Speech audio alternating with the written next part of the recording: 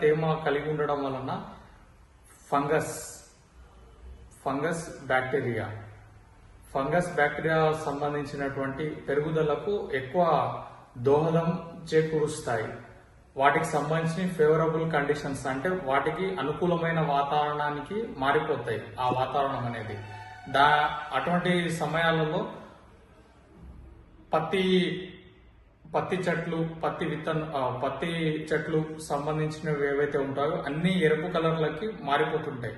వాటికి మనం ప్రధానంగా పిచికారీ చేసుకునేది ఏంటంటే ఒకటి కాపరాక్సీ క్లోరైడ్,